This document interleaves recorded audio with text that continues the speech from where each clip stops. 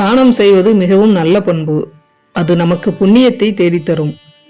தானம் என்பது புண்ணியத்தை கொடுப்பதுதான் என்றாலும் அதிலும் விதிவிலக்காக சில பொருட்களை தானமாக கொடுக்கக்கூடாது என்பது நியதி. சில பொருட்களை எல்லாம் தானமாக கொடுப்பதால் நம் வீட்டில் கடுமையான வறுமை நிலவும். பொருளாதார ரீதியாக நாம் நிறைய சங்கடங்களை சந்திக்க நேரிடும். அப்படி என்ன பொருட்களை எல்லாம் தானம் செய்யக்கூடாது, ஏன் செய்யக்கூடாது என ஒரு கதை மூலமாக நாம் பார்க்கலாம். நண்பர்களே, இந்த கதையை தயவு செய்து முழுமையாக கேளுங்கள். ஏனென்றால் அரைகுறை அறிவு ஆபத்தானது.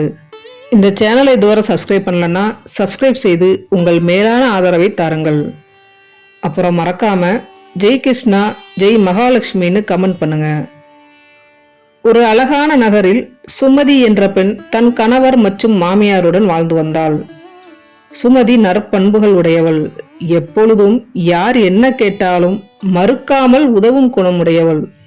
அவளது கணவர் சொந்தமாக மளிகை கடை வைத்து நடத்தி வந்தார். சுமதி அவளது கணவரிடம் அதிக அன்பு வைத்திருந்தாள்.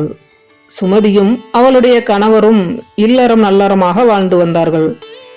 சுமதி அதிகாலையிலேயே எழுந்து துளசிக்கு தண்ணீர் ஊற்றி வீட்டில் விளக்கேற்றி வழிபடும் வழக்கமுடையவள். தன்னுடைய அன்றாட வீட்டு வேலைகளையும் பொறுப்புடன் அக்கறையாக செய்து வந்தாள். அவள் யாரிடமும் கடிந்து பேசவே மாட்டாள். தன் மாமியாரிடமும் தன் கணவரிடமும் அன்பாக நடந்து கொள்வாள். எல்லோரிடமும் இனிமையாக பழகும் குணமுடையவள். யாரேனும் தானம் கேட்டு வந்தால் அவர்களை வெறும் கையோடு அனுப்பவே மாட்டாள். பக்கத்து வீட்டுக்காரர்கள் என்ன உதவி கேட்டாலும் அவளால் முடிந்த உதவிகளை சலிக்காமல் செய்வாள். மிகவும் எளிமையாகவும் மரியாதையாகவும் அனைவரிடமும் நடந்து கொள்வாள். ஒரு நாள் சுமதியின் பக்கத்து வீட்டு பெண் அவள் வீட்டிற்கு வந்தார். சுமதி அந்த பெண்ணை மரியாதையுடன் வரவேற்று, அம்மா, உங்களுக்கு நான் என்ன உதவ வேண்டும்? என்ன காரணத்திற்காக என்னை தேடி வந்தீர்கள்? உங்களுக்கு ஏதேனும் உதவி தேவைப்பட்டால் தயங்காமல் கேளுங்கள். என்னால் முடிந்த உதவியை நிச்சயமாக செய்கிறேன் என சுமதி அந்த பெண்ணிடம் அன்பாக சொன்னாள். அதற்கு பக்கத்து வீட்டு பெண், சுமதி, இன்று என் வீட்டிற்கு நிறைய உறவினர்கள் வந்திருக்கிறார்கள். அவர்களுக்காக விதவிதமான உணவுகளை சமைக்கிறேன். சப்பாத்தி செய்ய சப்பாத்தி உருட்டும் தட்டும் கட்டையும் வேண்டும். சுமதி, அதை நீ எனக்கு கொடுத்தால் மிகவும் உதவியாக இருக்கும் என்றார். சுமதி சிரித்துக்கொண்டே, அம்மா, இதை கேட்க ஏன் தயங்குகிறீர்கள்? நான் நிச்சயமாக தருகிறேன், கொண்டு செல்லுங்கள் என்று சமையலறைக்கு சென்று சப்பாத்தி கட்டையையும் தட்டையும் கொண்டு வந்து அந்த பெண்மணியிடம் கொடுத்து அனுப்பினாள். அதற்கு பிறகு சிறிது நேரத்தில் இன்னொரு பெண் சுமதியின் வீட்டிற்கு வந்தார். சுமதி அந்த பெண்ணை அன்போடு வரவேற்று, அக்கா, உங்களுக்கு ஏதேனும் உதவி தேவைப்படுகிறதா? தயங்காமல் கேளுங்கள் என்றாள். அக்கா, என் வீடு மிகவும் அழுக்காக இருக்கிறது. என்னிடம் இருந்த ஒரே ஒரு துடைப்பமும் உடைந்து விட்டது. அதனால் வீட்டை சுத்தம் செய்ய ஒரு துடைப்பம் கொடுத்தால் என் வீட்டை சுத்தம் செய்துவிட்டு திருப்பி தந்து விடுகிறேன் என அந்த பெண் சுமதியிடம் துடைப்பம் கேட்டார். சுமதியும் கொஞ்சம் கூட யோசிக்காமல், நீங்கள் தாராளமாக எடுத்துச் செல்லுங்கள் அக்கா என்று தன் வீட்டில் உள்ள துடைப்பத்தை அந்த பெண்ணிடம் கொடுத்து அனுப்பினாள். சிறிது நேரத்தில் இன்னொரு வயதான பெண் சுமதி வீட்டிற்கு வந்தார். சுமதி அந்த வயதான பெண்மணியை அன்புடன் வரவேற்று அமர வைத்து குடிக்க தண்ணீர் கொடுத்தாள். அம்மா, உங்களை பார்த்து நீண்ட நாட்கள் ஆனது. என்னை தேடி வந்ததன் காரணம் என்ன? தயங்காமல் கேளுங்கள் அம்மா என சுமதி அந்த வயதான பெண்மணியிடம் கேட்டாள். அதற்கு அந்த பெண்மணி, சுமதி, நீ அனைவருக்கும் உதவும் குணமுடையவள். எனக்காக ஒரு சிறு உதவி செய்ய முடியுமா என்றார். அம்மா, தயங்காதீர்கள். உங்களுக்கு என்ன உதவி வேண்டுமானாலும் கேளுங்கள். என்னால் முடிந்த உதவியை நான் நிச்சயமாக செய்கிறேன் என்றாள் சுமதி. அதற்கு அந்த பெண்மணி, சுமதி, இன்று என் பெண்ணை மாப்பிள்ளை வீட்டிலிருந்து பெண் பார்க்க வருகிறார்கள். ஆனால் அவளுக்கு அணிய தங்க நகைகள் எதுவும் இல்லை. தயவு செய்து உன்னிடமுள்ள நகைகளை கொடுத்து உதவ முடியுமா? மாப்பிள்ளை வீட்டார் சென்றவுடன் திருப்பி தந்து விடுகிறேன் என்றார். இதை கேட்ட சுமதி, அம்மா, உங்களது மகள் எனக்கு தங்கை போன்றவள். நிச்சயமாக நான் அவளுக்கு உதவுவேன் என்றபடி உள்ளே சென்று தன்னுடைய நகைகளை கொண்டு வந்து அந்த பெண்மணியிடம் கொடுத்தாள். அந்த வயதான பெண்மணியும் நகைகளை வாங்கி கொண்டு சந்தோஷமாக சென்று விட்டார். மாலை பொழுதில் இன்னொரு பக்கத்து வீட்டு பெண் சுமதி வீட்டிற்கு வந்தார். சுமதியும் அந்த பெண்ணை அன்போடு வரவேற்று, அக்கா, என்ன காரணத்திற்காக என்னை தேடி வந்தீர்கள்? நான் உங்களுக்கு என்ன உதவ வேண்டும் என அன்போடு கேட்டாள். அதற்கு அந்த பெண், அக்கா, உப்பு தீர்ந்து விட்டது. இரவு உணவு சமைக்க உப்பு இல்லை. கொஞ்சம் உப்பு தர முடியுமா என தயங்கியவாறு கேட்டார் சுமதியிடம். சுமதியும் யோசிக்காமல் மாலை பொழுதில் விளக்கு ஏற்றும் நேரத்தில் உப்பை ஒரு சிறிய பாத்திரத்தில் எடுத்து வந்து அந்த பெண்ணிடம் கொடுத்து அனுப்பினாள். அந்த பெண்ணும் உப்பை வாங்கி கொண்டு சென்று விட்டார். சுமதி இப்படி யார் என்ன உதவி கேட்டாலும் யோசிக்காமல் செய்து வந்தாள். சுமதியின் கணவர் இரவு தன் வேலைகளை முடித்துவிட்டு வீட்டிற்கு வந்தார். சுமதி இரவு உணவை தயார் செய்து தன் மாமியாருக்கும் தன்னுடைய கணவருக்கும் சாப்பிட கொடுத்துவிட்டு அவளும் சாப்பிட்டு விட்டு தூங்க சென்றனர். நிம்மதியாக ஆழ்ந்து தூங்கிவிட்டனர். அடுத்த நாள் பொழுது விடிந்ததும் ஒரு மோசமான செய்தியுடன் சுமதியின் கணவரின் வேலையால் ஓடி வந்தார். முதலாளி, நம் கடையில் ஒரு பொருளும் இல்லை. நம் கடையில் உள்ள பொருட்கள், பணத்தை எல்லாம் யாரோ திருடி சென்று விட்டனர் என்று பதட்டமாக சொன்னார் அந்த வேலையாள். இதை கேட்ட சுமதியின் கணவர் உடனே கடைக்கு விரைந்து சென்றார். கடையில் சென்று பார்த்ததும் பொருட்கள் மற்றும் பணம் அனைத்தும் திருடப்பட்டிருப்பதை பார்த்து மனவேதனையுடன் வீட்டிற்கு திரும்பி சென்றார். தன் மனைவியிடம், நம் கடையில் உள்ள அனைத்து பொருட்களும் பணமும் திருடு போய்விட்டது என கவலையுடன் சொன்னார். அதற்கு சுமதி, நீங்கள் சங்கடப்படாதீர்கள். நம்ம வீட்டில் இன்னும் கொஞ்சம் பணமும் நகைகளும் உள்ளது. அதை வைத்து நாம் மறுபடியும் தொழில் தொடங்கலாம் என தைரியம் சொன்னாள். சுமதி தன் கருவூலத்தில் உள்ள பணத்தை எடுக்க சென்றாள். கருவூலத்தை திறந்து பார்த்தால் அது முழுவதும் காலியாக இருந்தது. அதை கண்டு அவள் அதிர்ச்சி அடைந்தாள். வீட்டில் இருந்த அனைத்து நகைகளும் பணமும் திருடப்பட்டு இருந்தது. இதை பார்த்த அவள் கணவர் தன் மனைவியை ஆத்திரத்தில் கண்டபடி திட்ட ஆரம்பித்தார். நம் வீட்டிற்குள் முன்பின் தெரியாதவர்களை எல்லாம் அனுமதித்ததால் தான் அதில் யாரோ ஒருவர் அனைத்து செல்வங்களையும் திருடிவிட்டனர் என திட்ட ஆரம்பித்தார். அப்பொழுது சுமதியின் மாமியாரும் அவளை திட்ட ஆரம்பித்தார். யோசிக்காமல் யார் என்ன கேட்டாலும் தானம் செய்கிறாள். அதில் யாரோ ஒருவர்தான் நம் செல்வங்களை எல்லாம் திருடி சென்றிருக்க வேண்டும் என அவர் திட்டத் தொடங்கினார். அதற்கு சுமதி, நான் சிறிது நகைகளை பக்கத்து வீட்டு அம்மாவிடம் கொடுத்திருக்கிறேன். இப்போது அந்த நகைகளை வாங்கி வருகிறேன் என்றபடி பக்கத்து வீட்டில் வசித்து வந்த அந்த வயதான பெண்மணியின் வீட்டிற்கு சென்றார். சென்று பார்த்தால் அந்த வீடு பூட்டப்பட்டு இருந்தது. அந்த வீட்டில் யாருமே இல்லை. அந்த வயதான பெண்மணி சுமதியின் நகைகளை எடுத்துக்கொண்டு தன் குடும்பத்தோடு ஊரையே காலி செய்துவிட்டு ஓடிவிட்டார். அந்த பெண்மணி ஏமாற்றி விட்டதை உணர்ந்த சுமதி கவலையுடன் வந்து தன் கணவரிடம் நடந்த அத்தனை விஷயங்களையும் சொன்னாள். இதை கேட்ட அவர் கோபமடைந்து, உன்னுடைய தானம் செய்யும் பழக்கம் காரணமாகத்தான் எனக்கு இந்த நிலை ஏற்பட்டு விட்டது.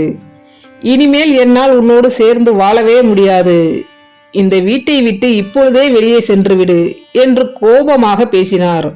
அதற்கு சுமதி, உங்களை தவிர இந்த உலகத்தில் எனக்கு வேறு யார் இருக்கிறார்கள்? நான் எங்கு போவேன் என அழ ஆரம்பித்தாள். ஆனால் சுமதியின் கணவரோ, நம் வீட்டின் செல்வம் எல்லாமே அழிந்து விட்டது. நீ மேலும் இங்கேயே தங்கினால் இன்னும் பல பிரச்சனைகளை நான் சந்திக்க நேரிடும். அதனால் இப்பொழுதே வீட்டை விட்டு சென்று விடு என்று கோபமாக சொன்னார். சுமதி தன் கணவரிடம் கெஞ்சினாள். ஆனால் அவர் இப்போதே நீ வீட்டை விட்டு வெளியே சென்று விடு, ஒருபோதும் திரும்பி வராதே, இனிமேல் உன்னோடு சேர்ந்து வாழ எனக்கு விருப்பமே கிடையாது என்று சொல்லி வீட்டை விட்டு சுமதியை விரட்டிவிட்டார். சுமதி எங்கே போவது என்று தெரியாமல் கால் போன போக்கில் நடந்து சென்றாள். அவள் போகும் வழியில் அன்னை மகாலட்சுமி தேவியின் கோவிலை பார்த்தாள். அந்த கோவிலுக்குள் போய் அன்னையிடம் அழுது புலம்பினாள்.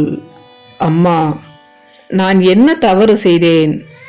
எனக்கு ஏன் இவ்வளவு பெரிய தண்டனை என அன்னை மகாலட்சுமி தேவியிடம் மன்றாடி கேட்டாள்.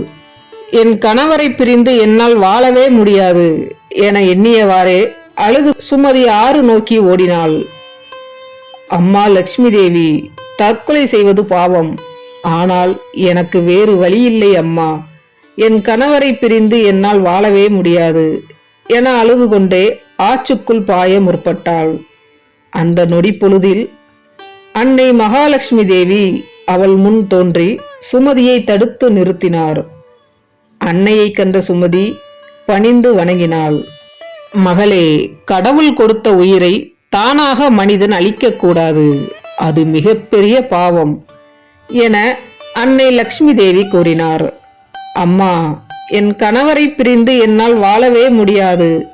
இது தவிர எனக்கு வேறு வழி தெரியவில்லை அம்மா என்றாள் சுமதி. அதற்கு அன்னை மகாலட்சுமி, நீ செய்த தவறு காரணமாகத்தான் நான் வீட்டை விட்டு வெளியே சென்று விட்டேன். நான் வீட்டை விட்டு வெளியே சென்றதால் பொருளாதார ரீதியாக நீங்கள் நிறைய சங்கடங்களை அனுபவித்தீர்கள்.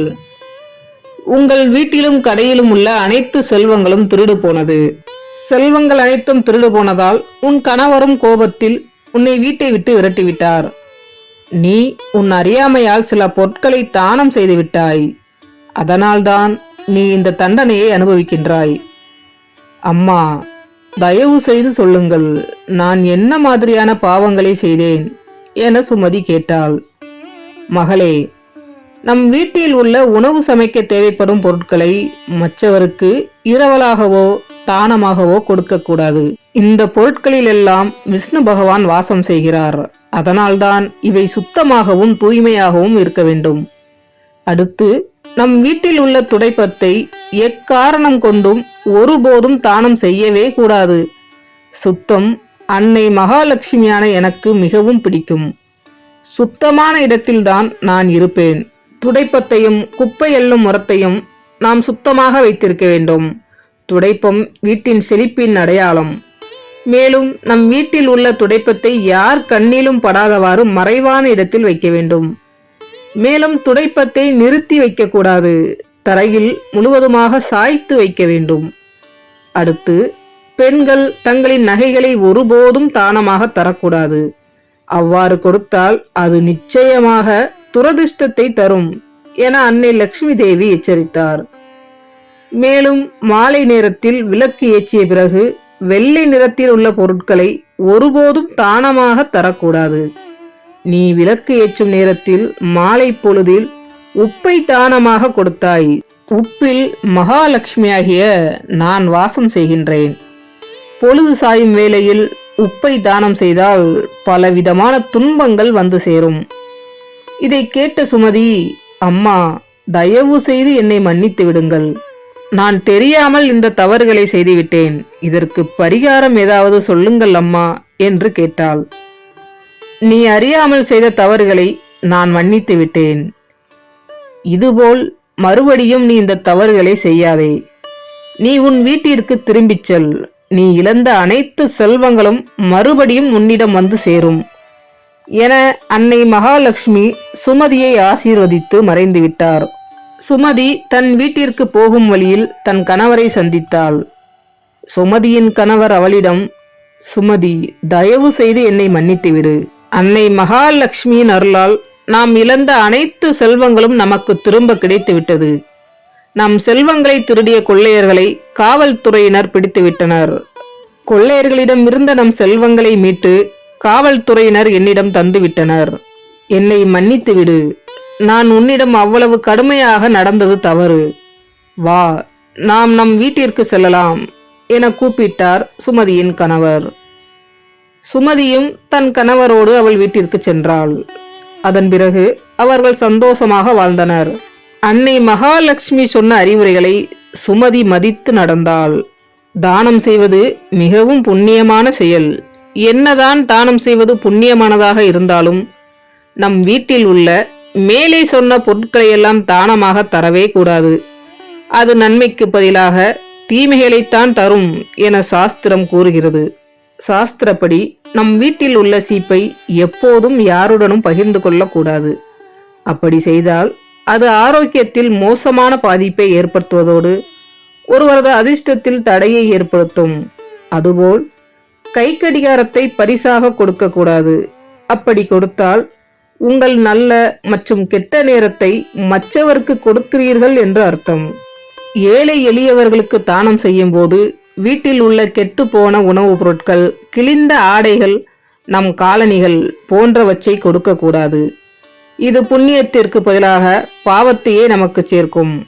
நாம் தானம் செய்வதாக இருந்தால் அது புதியதாக இருக்க வேண்டும் என்பதை நினைவில் வைத்துக் கொள்ளுங்கள்.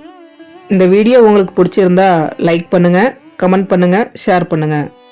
நன்றி.